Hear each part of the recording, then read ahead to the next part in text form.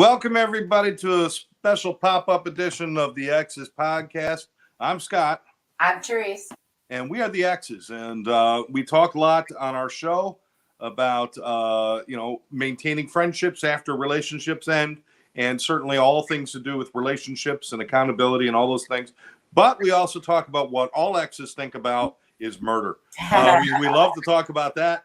And we're both big crime buffs. We both enjoy following these things. Certainly, we do not enjoy violence against anybody.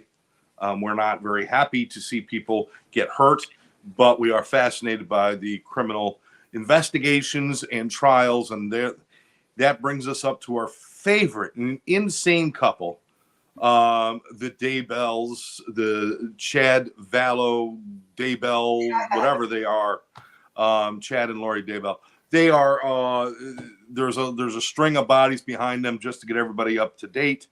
Husband and wife who started as a relationship, and they were both married to other people, and she was estranged from her husband or separated from her husband, and he was married, and somehow her husband actually died in a self-defense with her brother. And then his wife died in strange circumstances, a seemingly healthy woman dying in her sleep. And then after that, her two children, JJ and Kylie, were missing for months and months and months until their bodies were found in a shallow grave in Chad's backyard. And by the way, they married during all of this chaos. As soon as his wife was dead, within 2 weeks, they were getting married. And then the brother who had a hand in all of this also died. But he's the one death where they're not actually investigating the cause at this point. So there is a handful of dead people charges. Lori has been charged last year, and she has been found guilty and culpable in the deaths of the two children and as an accessory in the death of Chad's wife. Chad is now on trial for the death of his wife and the accessory in the deaths of the two children.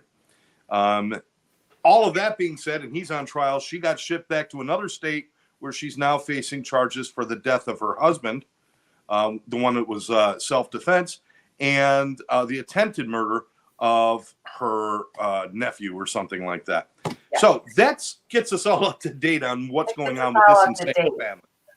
And Chad's trial has just started. These people are people who used religion as a big part of the reason they did the things they did, and they're hiding behind, the Lord's word. And these people they killed were zombies, but they're still not saying they killed them. So I mean, it's just a mess all over the place. Hey, Sandy Mom is with us. Hi. Hi. So, Therese, I mean, where are we at now? Because now Chad's trial started about a week ago. They picked the jury, and they're in, what state are we in now? Idaho. And it seems like if they found her guilty, this should be relatively smooth to find him guilty as well. And her trial, it wasn't like there was a whole lot of, she might get off. It seemed like it was written from the beginning. This is a pretty simple trial, and it truly was. It was pretty fast. Everything went smooth. Why are we expecting any kind of bumps or turns in his trial now? Oh, because his lawyer is actually going to try to defend him. Which is what he should do, right? Yeah, of course. And they are pretty much throwing Lori and her dead brother under the bus and back over. Yeah, so they hit him, they backed up, they hit him again, and then they got away by running him over again. Yeah, right. But that's what they're doing now, is they're really trying to paint this picture. With Lori, they talked about the relationship with Chad, and they talked about all the stuff they did, but there wasn't really a point where in her trial she was pointing the finger at him at all. No, and I think that it's been said that she instructed her lawyers. They were not to throw Chad under the bus. They were not to throw Alex under the bus. And they were not allowed to bring up any mental health issues for her. So basically, she tied their hands completely. She really did, yeah. Now, Chad has free reign because he's obviously a big jerk. And they started from the very beginning of this trial is she's the seductress in Yeah. Chad's life. She seduced him into things. And even though he's not saying I did it because of her, he's still saying I didn't do anything. But he's saying if anything happened, it was because of her. So that's kind of where we're going, right? Yeah. It's kind of where we're at. Yeah. Yeah. So so we're seeing a lot of repeat evidence. We are. The first couple of days were a little boring. It's a lot of, well, I mean, some of the detectives are pretty interesting. Like Detective Hermosillo, he always is very good on the stand. Keeps his temper down. He's very articulate. There's a couple, maybe not as articulate. Right. Maybe fumble a little, maybe get a little flustered. But it's basically the same evidence there that we've heard, right? Because they investigated the crime, so the crime is the same crime, so it's basically the same info. So it could get a little boring. But the other day, they played a video of Chad's daughter speaking to her when he was in the back of the police car, which we have never seen before. Let's set the stage for this. He's in the back of the police car because they were searching the yard. Let me get this in real quick. Crystal is with us saying, hi, Scott, I was in rehab there 5 years ago. Now I'm listening to your podcast. Thank you. Oh, Crystal, thanks for reaching out. It's good to know people are successful in their recovery and their life. And thank you so very much for reaching out and for listening. We appreciate it. So let's set the stage. He's in the back of a police car because they just searched his house and now they're searching his yard and they found stuff in the backyard. Well, they didn't search the house. They didn't search the house. It was only the yard. Oh, they never searched the house. Well, not at that point. Not at that point. Yeah. Okay, so they searched the yard and they had found something. They had found JJ, I believe. Okay. At that time. So, which obviously they couldn't confirm it at that moment, but that's what they suspected. So he's in the back of the police car. They found human remains, right? So whenever you find human remains on your property, they're gonna want to talk to you. Yeah. No matter who they are. It's not normal to have human remains laying around. Just a little tip for future killers. Just a tip. So he's in the back of this police car. Now, he hasn't been formally charged yet. No. It's a very, they got to bring you in because it's like they found a body. Yeah. And now his daughter comes up to the police car and is now having a conversation with him. And so, again, he could have sat there and said, I don't know what's going on. I don't know anything. I don't know why they're arresting me, which is what probably an innocent person would do. Wouldn't you think? Well, I would think so, yes. Yeah. They certainly wouldn't be talking about what they believe is now going to happen. And now the stage is set. What did he say to his daughter that was so damning or at least interesting? Well, he did say, I'm not coming back. That's not a good statement. Not a good statement.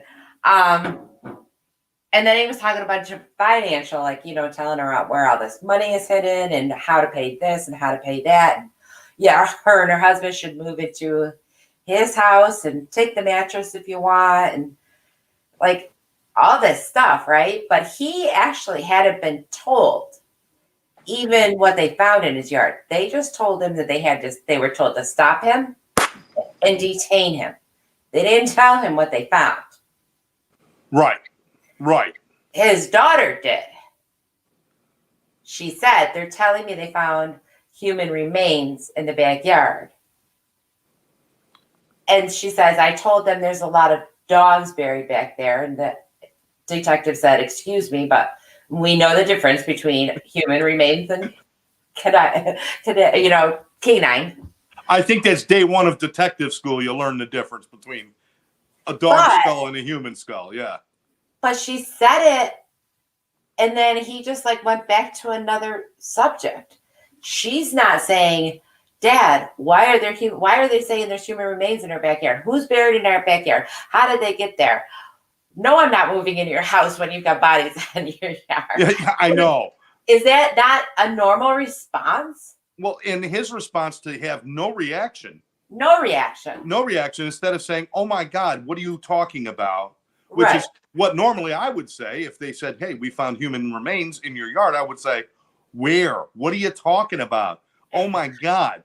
Is it like an ancient burial site? Where are we? What's going on? Sandy saying long-term planning, he knew what they were going to find. He did react just Absolutely. like he knew they were going to find it. And he Yeah. was now setting up his daughter to say, okay, I'm not going to come back, or at least not for a while. And here's how you need to do this. And here's how you need to. He was so matter of fact about this thing.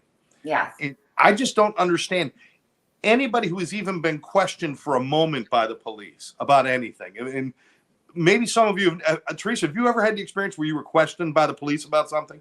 No. Okay. Well, I figured with your brother Matt, and me, and the trouble we got into, there might have been once or twice they came to you, but I guess not. No, they never came to me. No. They always caught us because we were stupid. But yeah, we go even before we were exes. We were friends way back in the old days too. But I've been asked questions by the police on things that I've got nothing to do with. It's just because I was hanging around people who were always getting in trouble. And it always is an uncomfortable thing. And I'm never very sure of anything. And I'm just like, I'm nervous. And I've never seen somebody so cool in how he was talking. I know. I've never seen somebody so just disinterested in what was going on. He was simply saying, okay, we're going to deal with this. We're going to do this. We're going to do that. I'm like, what is this guy? It really shows almost a monstrous detachment from the horrors of what they were finding, right? Yeah, I think so. I think Wow. so. So I don't know. I mean, that is circumstantial evidence because of his reaction. People's reactions cannot be part of law because, well, this is true. As Sandy said, it's a sociopath. Yeah. That is sociopathic behavior. It is. But that is not evidence. That is just right. And they weren't trying for it to be evidence, right? Because a lot of people were saying, why are they releasing this video? How can they do that legally? But he wasn't being questioned. He wasn't being talked to by the police at all. Right. His daughter asked to see him. They said, sure, why not? It's the same as like jail calls are being monitored. Yeah. You know that. And people still say stupid shit. And you're constantly hearing in all of these cases, all the cases that we follow and everything, there's always that part of what was their state of mind before, during, or after. And showing his state of mind at that moment was really, really telling. That, again, it's not evidence, it's circumstantial. His state of mind is a circumstantial thing, but it is very telling about his state of mind. It is very telling that he was not going to be shocked by a human body being found on his property.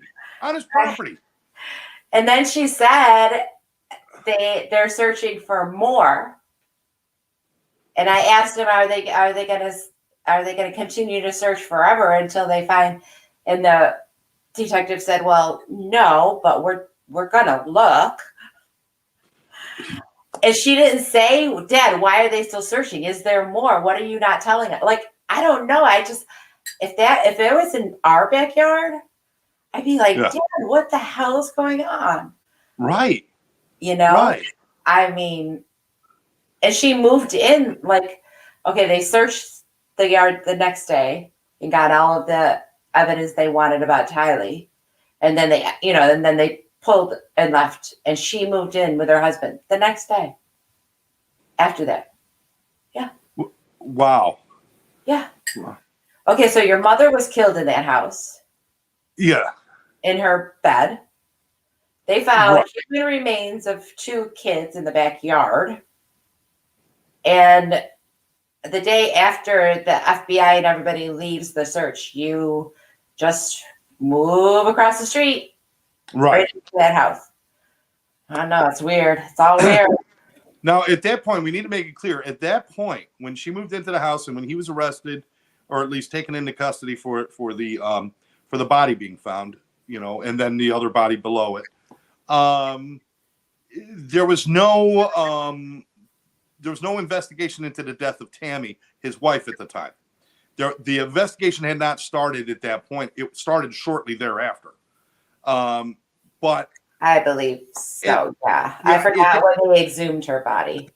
They had not exhumed her body. That body was not exhumed before the kids were found. It was exhumed afterwards, I believe. Yeah, I believe so. So basically, the daughter's moving in, and the accepted story of she died in her sleep when there was not a person in her life, who said that she was in any kind of health risk. There was not a doctor who said she had a problem. There was nobody. She was a healthy human being. And the only story about her being unhealthy came from her husband, who said, I was told by the doctor she wasn't going to live that long. God told me she wasn't going to live that long. She was very, very sick, and then she died. And I mean, nobody went, oh, Dad, that doesn't sound right.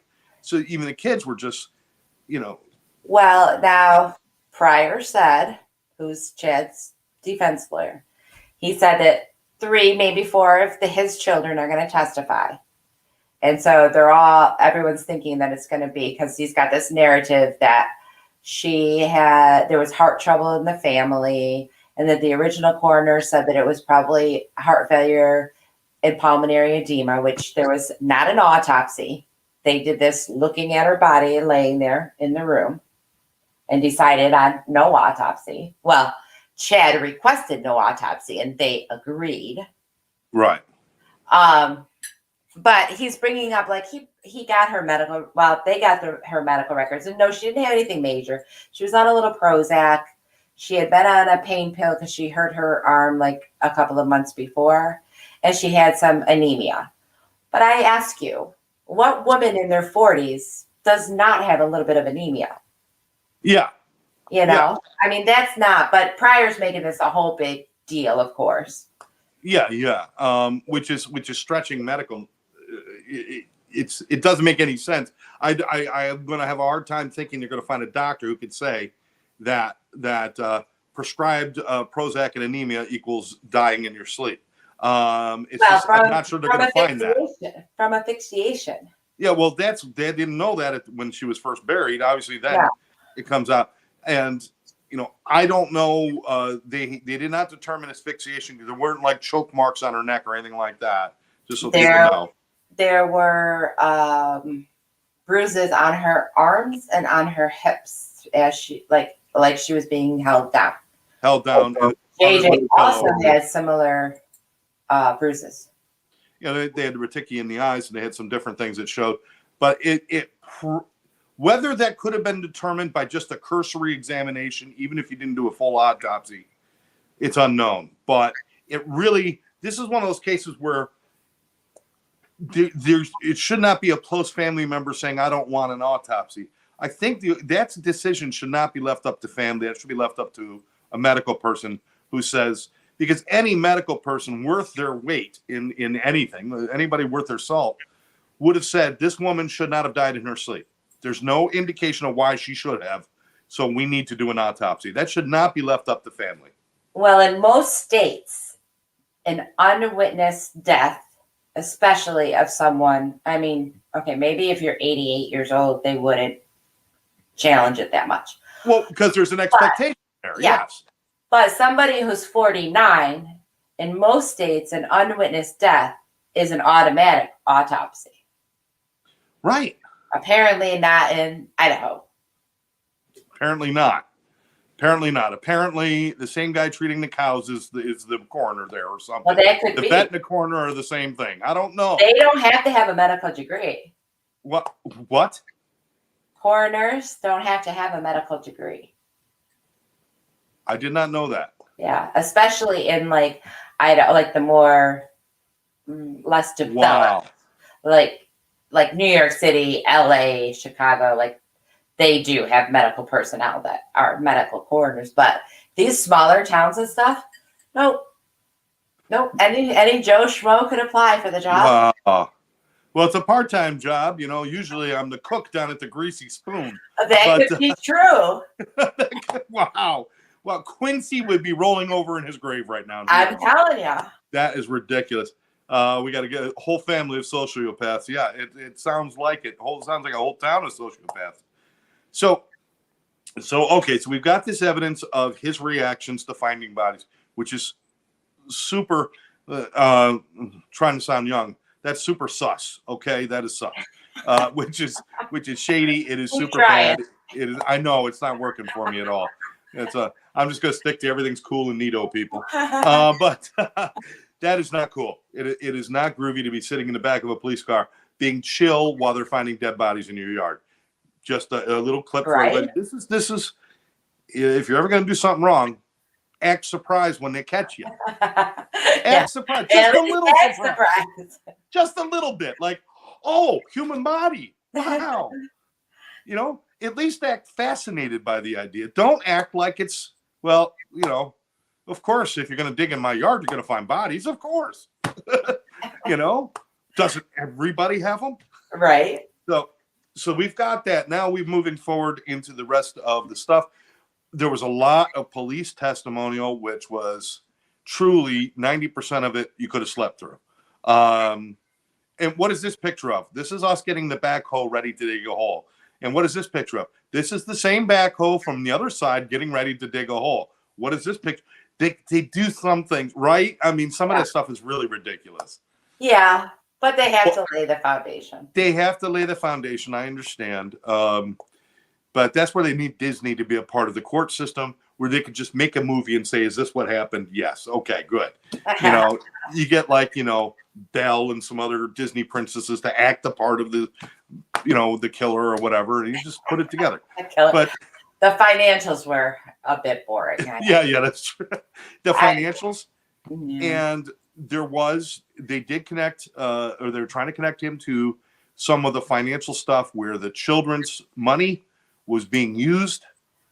Yeah, but I don't think they can connect him to the kids' money because that was all Lori. I think I know that they're trying, but I don't know if they really should be going there. Plus, what is that going to matter? If he gets found guilty of conspiracy, well, if he even gets found guilty of murdering his wife, right? Which is right now, it's my hope that that's going to come through because I think they're messing up the other stuff. But what's the financials really going to do?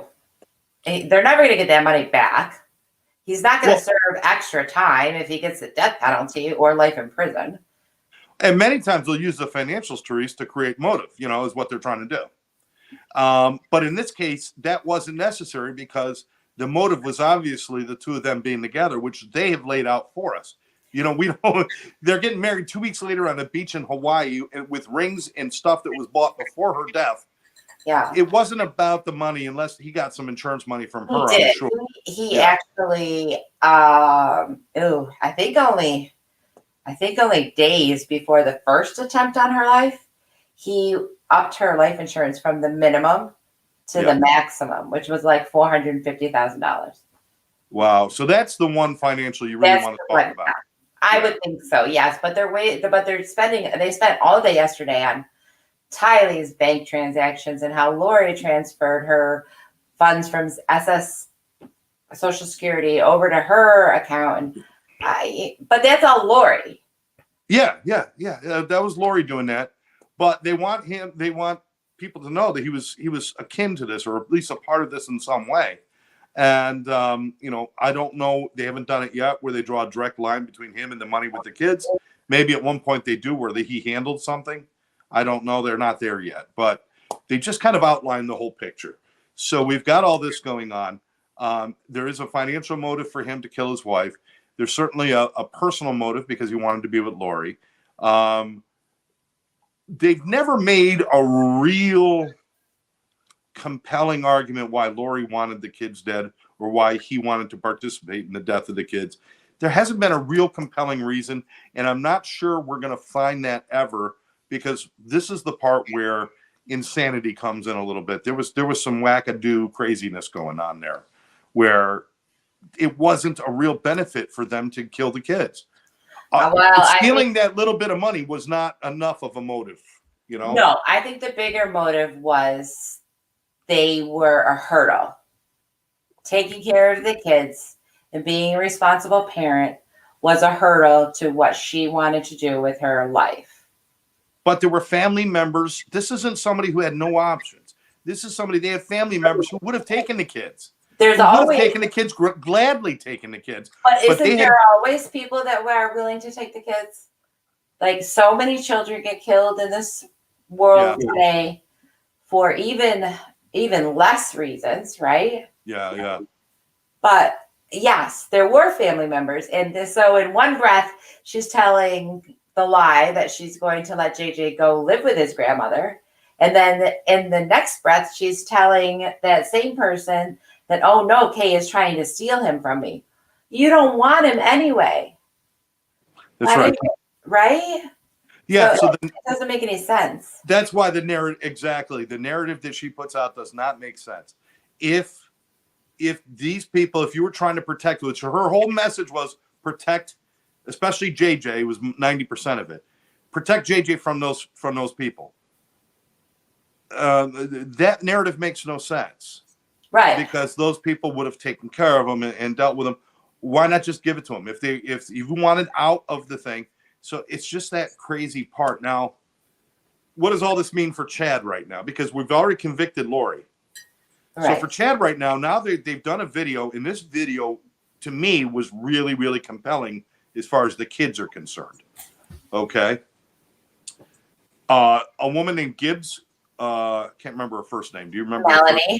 Melanie Gibbs, who was one of the people who introduced these two together and been friends with them for quite a long time, was dragged into this chaos when Lori told the police at one point that let's not say she was dragged into. She was a very willing participant. She was a willing, I don't want to give the impression she was willing in killing people. No, but she was willing in their beliefs.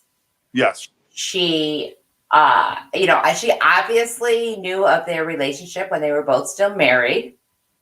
And she let that slide, even though they're all supposed to be Mormons and sealed to their spouses for eternity. She knew about the affair.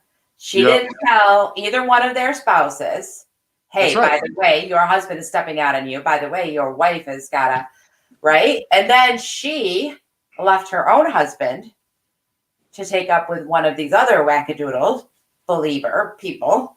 All right. So I'm not saying she dragged into it. All right. Let's say willing participant in the lifestyle. Yes. But dragged into the investigation of the kids by them stating that the kids were with her. Correct. And they didn't even give her the heads up until the police started getting closer, and they called her and said, the police are going to call you. Don't answer. Don't talk to them. We told them JJ is with you, so just don't say anything.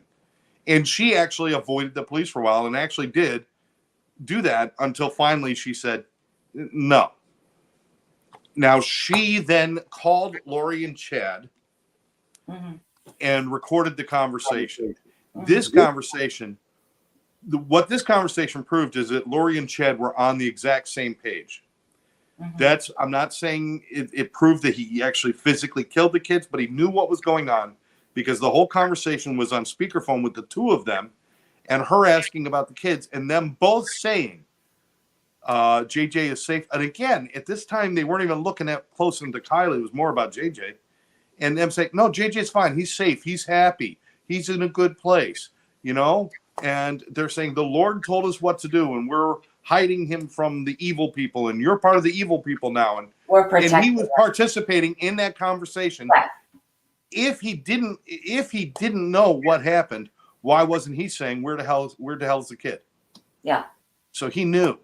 Yeah. And that to me is very damning. What do you think about it? I think it is very damning. Yes. But I also was very, very irritated with her today. She did a terrible job on the stand, and I don't anticipate her doing any better tomorrow. Now, yeah, because they have this video, which is fantastic for the prosecution. Then she gets on the stand, and all of a sudden, she can't remember shit. Right? She can't remember anything. I don't recall that. And I may have said that. Oh, here. It's in print on a text. Oh, yeah, I guess I did send that then. But not coming forward and saying, this is what happened. Yeah. Drive me crazy. So that's where we're at right now. That kind of gets us up to date, other than the fact that apparently this is where the lawyers are now starting to screw things up. Apparently, one of the lawyers for Chad Daybell. No. Oh, no. An independent lawyer in Idaho. An independent lawyer in Idaho, representing who though? Nobody. Himself. So what was his point of being in the court? What was the deal? He wanted to delay the start of the trial. He filed a motion online the day before the trial was supposed to start, saying, I don't know, claiming some information or claiming something. So they had a hearing about that today. They sealed that and started the trial and ignored it for a while, but they had a hearing today. And he pissed off the judge, I tell you. Well, wait a minute. Let me get this straight. I was under the understanding this was one of Chad's people. No. So this is not a lawyer for the defense or the prosecution. No. Who is not involved in the case, who's filing motions to delay the case. Correct. Throw the wackadoo in jail. What the hell is he doing? And brought his own lawyer to the hearing today. The judge is like, you filed the motion. You are a lawyer. You don't need a lawyer representing you. He's like, we're having a hearing about the motion that you filed. You should be able to answer my questions on the motion you filed. And did he make any statement about why he wanted to delay the trial? I was trying to listen to the end right before we got on. Okay. Basically, he thought there was some violation of some section, blah, blah, blah, blah, blah. And Judge Boyce said, absolutely not. You heard it here, folks. The blah, blah, blah defense was very being used. Terms, yeah. We're going to take a look at that and do a deep dive, although it certainly sounds like somebody who's grabbing probably, besides Donald Trump, the biggest trial going on right now in the country. And he wants to get his 5 minutes of fame in there. And he just may do that as he sits in jail for doing this kind of bullshit. Well, he's going to be paying a pretty penny for pulling. He's going to pay a pretty penny, and I'm pretty sure that he'd probably end up in front of the bar and could lose his license for doing what he did. Yeah, I would assume that Judge Boyce is going to report him to the bar, and that his lawyer, who was sitting there, who Judge Boyce said, I'm not going to argue any of this with you, told Judge Boyce that he was in contempt of court. What? He tried to tell the judge that the judge was in contempt. I can only imagine that the prosecuting table and the defense table probably chuckling a little bit and thinking, at least they're not looking at us. Look at this guy. I mean, holy cow. They actually did do like because once he told him, I'm not arguing the case with you, that he is a lawyer who filed the motion. I will talk to him only. But you may have a few minutes to discuss, if you have anything to discuss with your client. So they did take a few minutes and let those two go off and discuss. And you could hear somebody chuckling over the microphone. Wow. We don't know who it was because they didn't have the cameras on. They had that court symbol up. But you could basically hear somebody chuckling. Oh, man. It's always good when you have a psychotic show up at an event. It's always a lot of entertainment. Oh, my gosh. So here's where we're at. We're about a week into the trial. The jury got set. Everything got set. The judge and thank God, by the way, I'm going to say good job, Court TV or whoever cleaned up the audio and video. Great job, because day 1 and 2 were almost impossible to watch. Well, actually, I guess the courts did improve upon it because they got so many complaints. Yeah, I mean, it's like you couldn't hear anything. Everything was mumbled. They had the lawyers carrying microphones like they were Elvis at Viva Las Vegas. I mean, it was like hello, and they couldn't get anything straight. In the video, you couldn't see. Yeah. You couldn't see which one. You had to listen for the voice. Because the body shape of one of the prosecutors and one of the defense attorneys is almost exactly the same. So unless you know what they're saying, but you couldn't hear. But now they've done a great job. But what they've done is once they cleared that up, we get a real good look at Chad and his lack of reaction. Have you seen any reaction in the footage that you've watched? Have you seen him react to anything? Not really. Not really. He blinks every now and then. Yeah, that's pretty much it. And he looks at his laptop every now and then. Yeah. But he looked around, and they have, of course, in the beautifully set shot that they have of Chad, they've got behind him the grandparents that you could see sitting behind him. That while they were doing the Gib video, they had the picture on the grandparents and them being sad and crying, and you could see Chad in the foreground, and he's just stoic, nothing, no response. Yeah. So yeah, he's odd duck. He's not giving us anything. We got a long way to go before this is over. Any idea what's coming up in the next few days with the trial? Or no, Melanie Gibb is going to be back on tomorrow with Pryor, so that'll be interesting. But then I don't know who's next. Yeah, I mean, I think that they're going to have Brandon, maybe Brandon. That's Lori's son, right?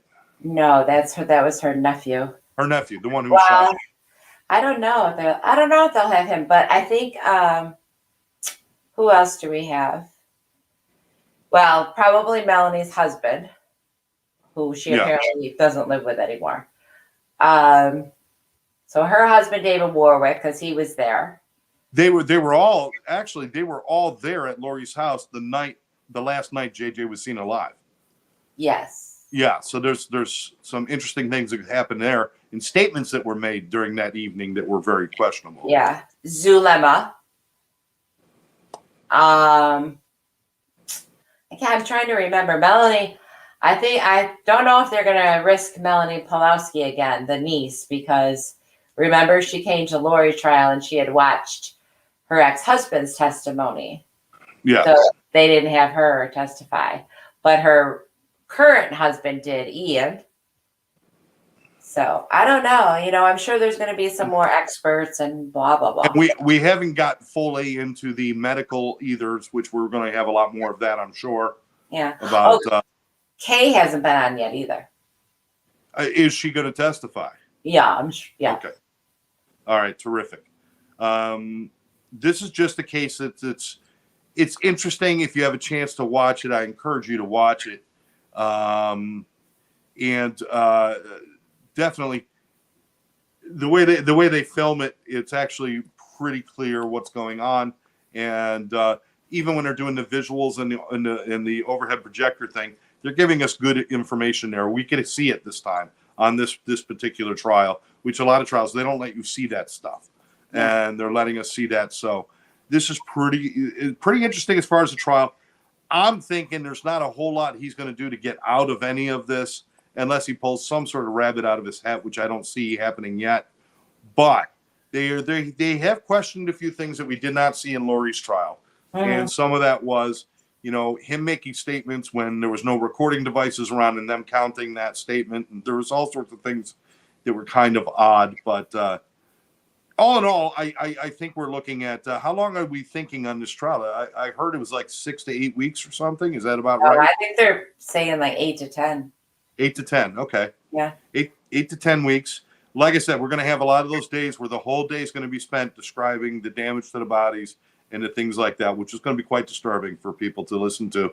But we'll keep you apprised of that as we go. Also, next time we get together, we're certainly going to update you on that. We've got some new information on the College Town murders and things that are going on there where they're building a defense where they're saying he couldn't have possibly been in the area when it happened. So that'll be interesting. We're going to share that with you on our next show. If we got time next week, we'll give you another update. Maybe we'll give you information on that as well. Therese and I will check our schedules and stuff. But expect our pop-ups at any time. This really wasn't really a pop-up because it's a Wednesday night at 7, which is our normal time. So it's but it's our off week. It's our off week. So actually, it's Thursday. Today's Thursday? Thursday, yes. Oh, it is Thursday today. It is. I'm very confused. I was working a lot this week, and I got a lot to do tomorrow.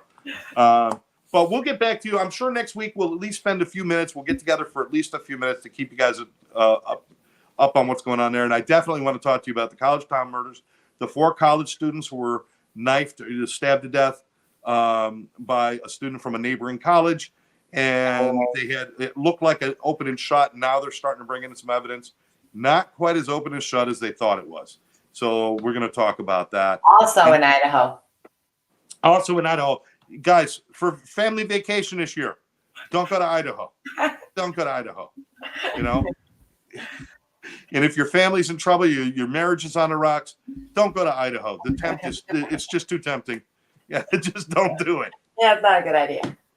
Don't do it. And as always, if you or somebody you know is struggling, a lot of these issues could be avoided if people had good mental health counseling and good help for them. Because everybody says insanity defense or insane. Listen, killing somebody altogether, just killing somebody, is an insane act. And so, if somebody you know or yourself is having any problems with mental health, please get help. Please get help. Don't wait. Don't wait until something tragic happens. Either they do something to themselves or to somebody else. Get help for them. They may not love you because you're turning them in or you're getting them help, but I hope they hate you for a good, long, healthy life as opposed to ruining their life by making a bad decision. So please just keep that in mind. Therese, any final thoughts on what we're looking at here? No, I agree with that last statement. Excellent. No? Excellent. And we're going to keep an eye on the trial. I mean, I don't know how you're doing it. You're working and still following and on top of everything. Do you have like one ear on it all the time, or as much as you can? No, I can't really listen at work, so I read the updates. Oh, okay. The one, yeah, that one site he does. He's typing constantly. So when I get a chance, I sit and I read the updates, and then I try and go back and find what I really want to listen to. Yes. Yeah. All of the days are recorded, and you could go on YouTube, obviously, and pretty much any Idaho news outlet. They've got their own kind of feed going on, but Court TV has one, and then of course just look up Chad Daybell, and it'll show you the live feeds. Yeah, there's a lot of them playing it. There's tons of them. Yeah. Keep your eye on the trial. We'll keep our eye on the trial. We'll definitely update you sometime next week about what's going on, get you caught up on some other things. And as always, if you're watching a repeat of this or just watching the rerun or whatever, and you want to leave a comment, please leave a comment. We'll go back. We'll look at the comments. We want to know what you're thinking. We want to know what you think about not only our show, but the cases that we're following, your opinions. It means something to us. So please do that. And of course, subscribe to the channel and share it with your friends, people. Hit the thumbs up. Hit the thumbs up. That's what we got. All right. Scott and Therese from the Exes podcast, we want to thank you for being here. And as always, everybody just be nice to each other, take care of each other, and we'll catch you next time. Bye-bye, everybody.